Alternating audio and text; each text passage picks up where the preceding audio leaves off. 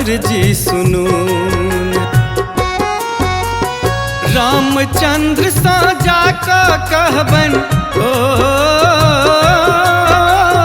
रामचंद्र साजा का कहबन फेरो मिथिला चलू ने यो हनुमान गो अर्जी सुनू ने यो हनुमान गो अर्जी सुनू ने।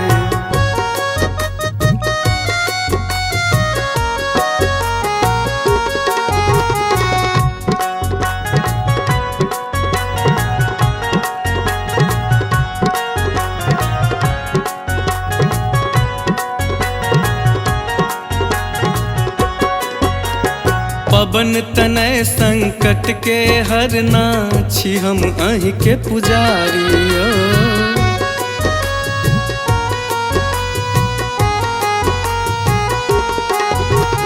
पवन तनय संकट के हरना छी हम अहि के पुजारी। रामचंद्र के याद करे छथि सीता जनक दुलारी ओ। रामचंद्र के याद करे छथि सीता जनक दुलारी। झूठ हम ने कहब किछुओ ओ झूठ हम ने कहब किछुओ बात अहाँ मानू ने यो हनुमान गो अर्जी सुनू ने यो हनुमान गो अर्जी सुनू ने।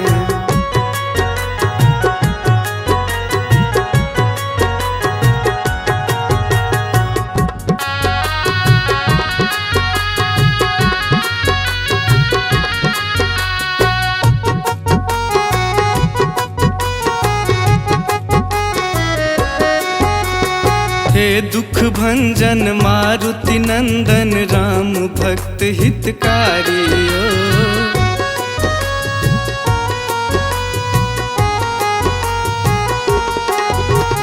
हे दुख भंजन मारुति नंदन राम भक्त हितकारी।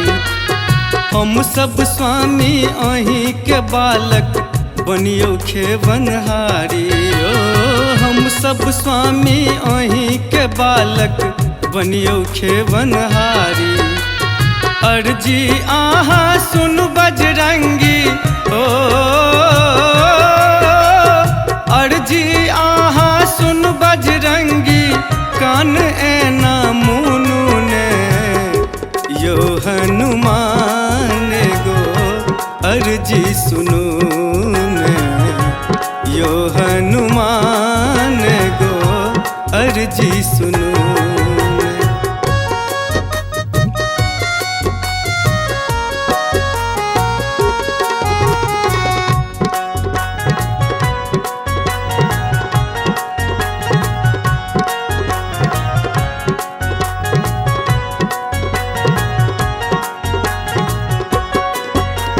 लक्ष्मण जी के प्राण बचेलौं राम अहाँ के गुण मान लियो।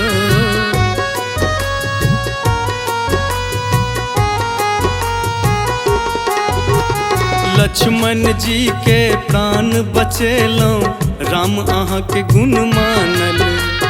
कृपा अहाँ के सुनू यौ दानी तीनू लोक उजागर यो।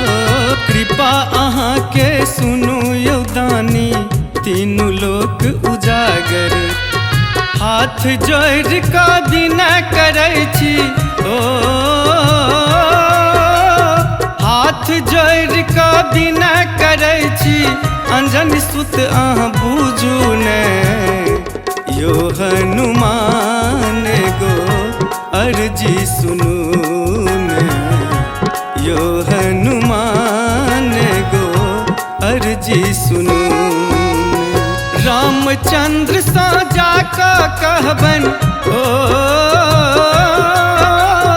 रामचंद्र साजा का कहबन फेरो मिथिला चलू ने यो हनुमान गो अर्जी सुनू ने यो हनुमान गो अर्जी